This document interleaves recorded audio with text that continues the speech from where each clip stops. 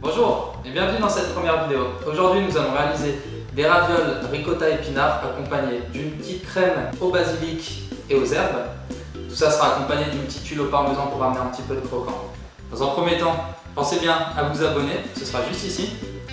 Et puis c'est parti!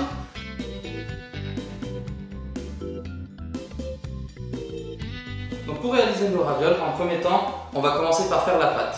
Nous aurons besoin de 400 g de farine, de 4 œufs et de 15 g d'huile et une petite pincée de sel. Donc notre farine, on fait un petit puits au milieu, on va venir casser nos 4 œufs.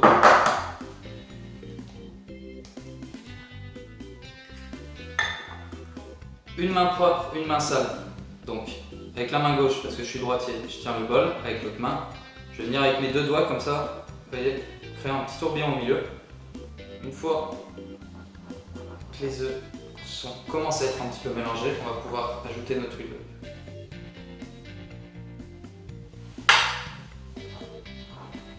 Privilégiez quand même une farine de blé dur, type 00. Alors, on essaye de ne pas en foutre de partout, si on peut. Une fois que ça commence à être homogène, on va la travailler sur la table.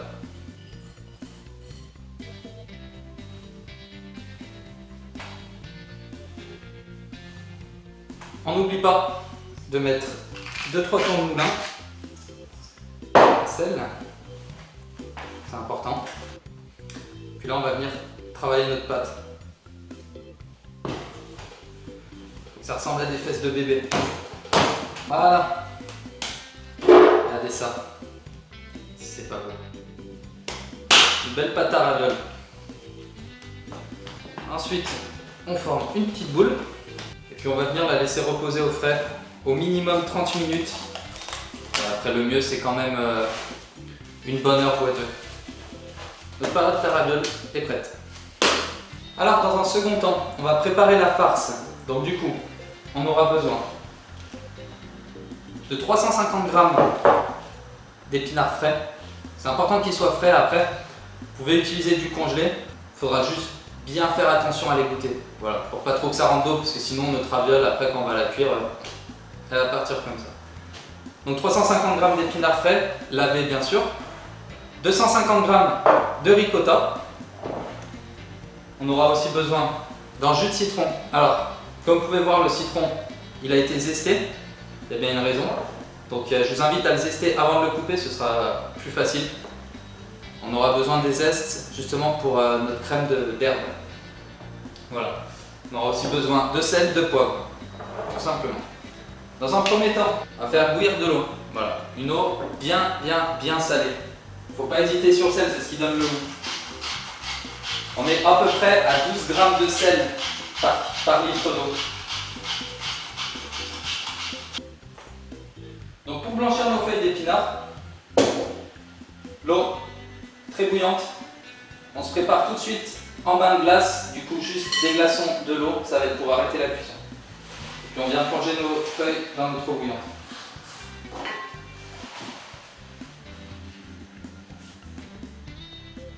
Au bout d'une minute, on vient tout de suite débarrasser nos feuilles d'épinards dans notre eau glacée. Voilà. Ce qui nous permet d'arrêter la cuisson, fixer la chlorophylle pour garder une farce bien verte. Une fois nos épinards refroidis, on va bien les prendre.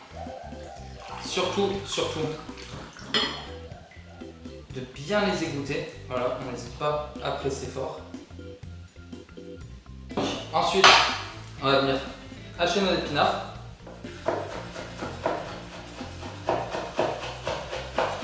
Donc on va les hacher bien fin. Le but c'est pas de retrouver des grandes feuilles à l'intérieur de la raviole, c'est plutôt une farce. Voilà. Ensuite, on vient mettre nos épinards dans notre cul de poule. On vient presser le jus dans le citron.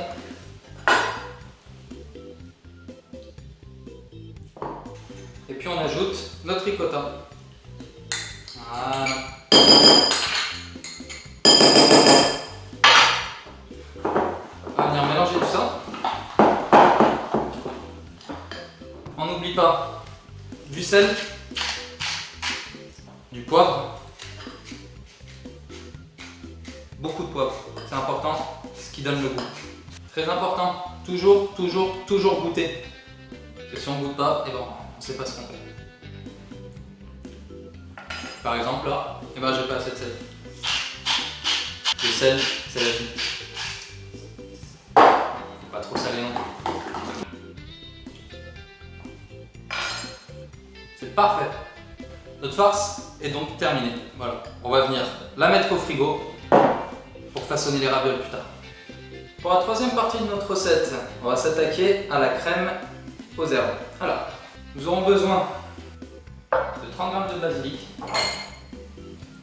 une branche d'estragon et environ 20 g de coriandre. Voilà.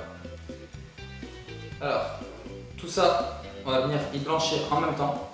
Une eau bien bouillante, toujours on se garde un petit bac de glace à côté pour les refroidir directement. J'adore. Donc une fois que l'eau est en train de bouillir, on va venir blanchir tout ça.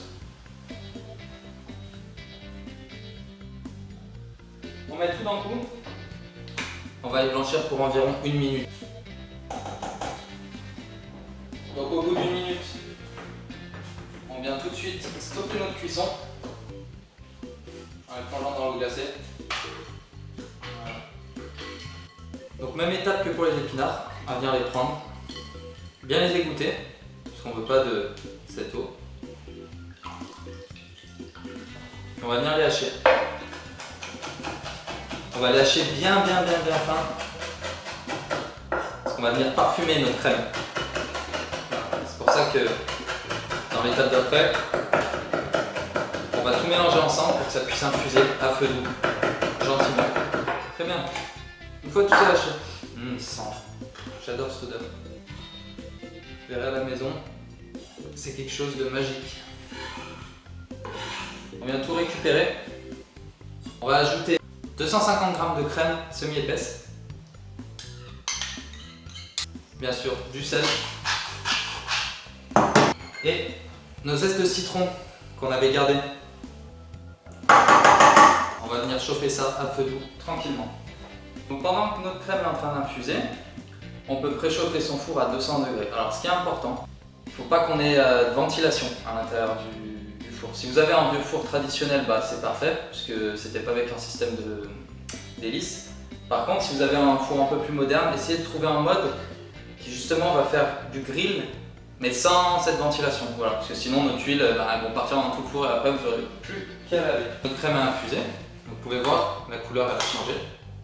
On est plutôt sur un peu en vert. Donc on va venir la passer au chinois, étamine. Voilà.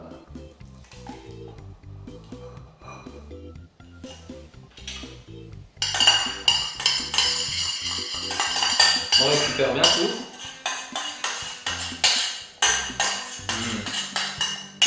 Vous verrez, ça sent extrêmement bon. Donc voilà notre crème. Vous voyez, belle couleur, c'est magnifique. Surtout, on goûte toujours. Donc là, le sel c'est bien, on sent bien la coriandre, on sent bien l'estragon, même s'il y avait beaucoup plus de basilic. C'est pour ça que c'est important de ne pas trop en mettre. Justement, il faut trouver cet équilibre. Important, du poivre. Pourquoi je mets le poivre à la fin? Parce que le poivre il a tendance à brûler. Donc une fois notre crème finie, on va venir la réserver. Donc notre four est chaud, on va s'attaquer à la réalisation des tuiles de parmesan. Pour ça, on va prendre 250 g de parmesan râpé, une plaque et un papier sulfure. Tout simplement, je vais venir mettre mon râpé, bon, pas trop épais, mais pas trop fin non plus. Si vous hésitez un petit peu sur l'épaisseur, vous pouvez toujours en faire des un peu plus fines, des un peu plus épaisses, voir ce qui vous convient. Une fois qu'on a mis tous nos parmesans, on va venir les enfourner pendant environ 10 minutes. Voilà, il faut quand même surveiller, il faut que ça devienne bien croustillant et bien doré. Pendant ce temps, on va pouvoir attaquer le façonnage, enfin les ravioles. C'est parti. Donc notre pâte, elle a reposé pendant 1 heure. Allez, on farine bien son plan de travail. La pâte, hop.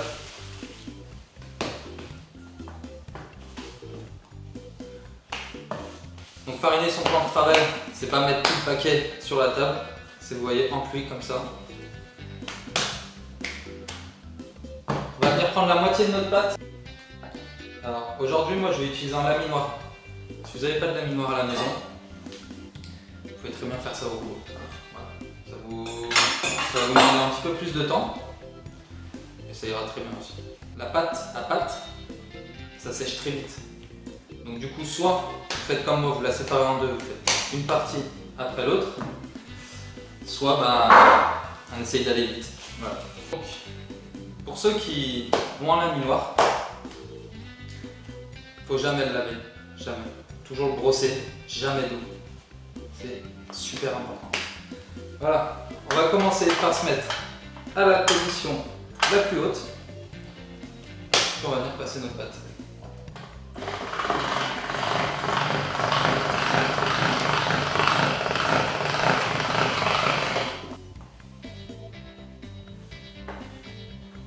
Alors, une pâte à ravioles, ça se passe plusieurs fois.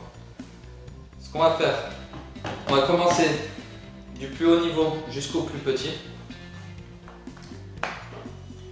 Et puis, à chaque fois, arriver à la dernière position, on va replier la pâte sur elle-même et recommencer. On va répéter cette opération environ 3 à 4 fois. Il faut que la pâte elle ait vraiment cette texture un peu cartonnée.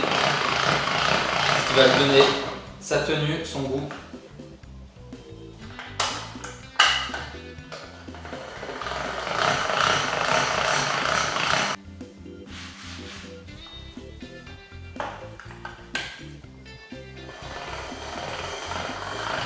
Donc vous saurez que la pâte sera prête déjà une fois qu'elle aura la texture un peu cartonnée, comme je vous ai dit. Puis surtout qu'elle ne collera plus du tout, qu'on n'aura plus besoin de mettre de farine. Ça commence à sentir bon. Sans se brûler, on vient récupérer nos tuiles. Regardez-moi ça. C'est magnifique. On va venir les laisser refroidir tranquillement. On viendra les décoller après. Et on arrive sur la dernière position. Alors prévoyez l'espace, parce que comme vous voyez, hop, ça prend quand même beaucoup de place. Une fois notre pâte à baisser, hop, on se prépare en plateau un petit peu de farine pour poser nos ravioles. Logiquement, il y a la base et il y a le dessus. Celui en dessous sera toujours plus petit que celui du dessus parce qu'il va falloir recouvrir la bosse. Voilà. Là. On va commencer à emporte-piécer nos petits.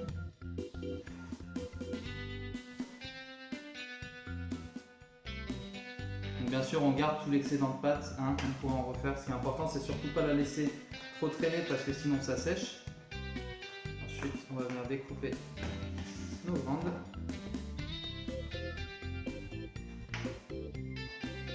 Donc on prend notre base, on vient déposer un petit peu de la farce.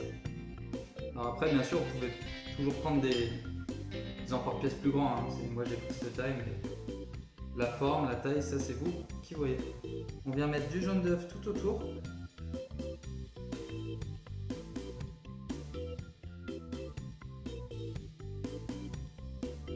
Puis on vient coller. En chassant l'air, c'est important. Il faut essayer de la plier. Vous chassez l'air progressivement d'un bout à l'autre. Une fois l'air expulsé, avec le creux de la main, on vient hop, délimiter et surtout coller la raviole. On vient redécouper autour. Et voilà, notre ravioli est prêt. C'est pas magnifique ça. On va décoller délicatement. Hop là. Et on la pose sur notre plateau fariné.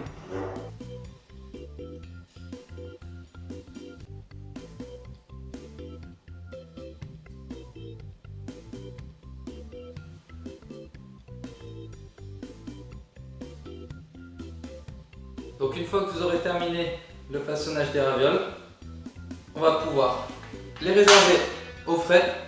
C'est important qu'avant de les cuire, elles aient un minimum de temps au frigo, comme ça à l'air libre, surtout de ne pas les couvrir parce qu'il va falloir qu'elles sèchent un petit peu.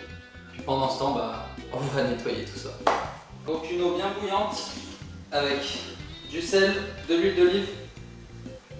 On va venir délicatement plonger nos ravioles à l'intérieur. On va compter 3 minutes de cuisson. Nos ravioles cuites. Maintenant l'heure de les égoutter. Alors, on va les prendre délicatement. Et on va pouvoir passer au dressage. Pour notre dressage, alors, tout d'abord, je vais faire réchauffer notre crème aux herbes. On va venir disposer au fond de l'assiette. Alors moi j'ai pris un bol, je trouve ça plus cool pour manger les ravioles.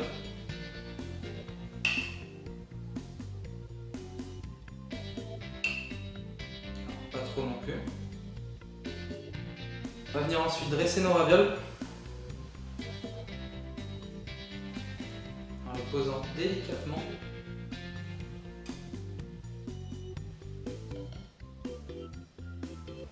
Nos chips de parmesan, alors vous pouvez la laisser entière, vous pouvez la casser comme je vais faire, ça c'est vous qui voyez. Des petites pousses de coriandre. Et voilà, ma version des ravioles ricotta épinards, sa crème d'herbe et tuile au parmesan. Si vous avez aimé la vidéo, n'hésitez pas à la liker, n'hésitez pas à vous abonner aussi. Et puis on se dit à la prochaine. Allez, ciao.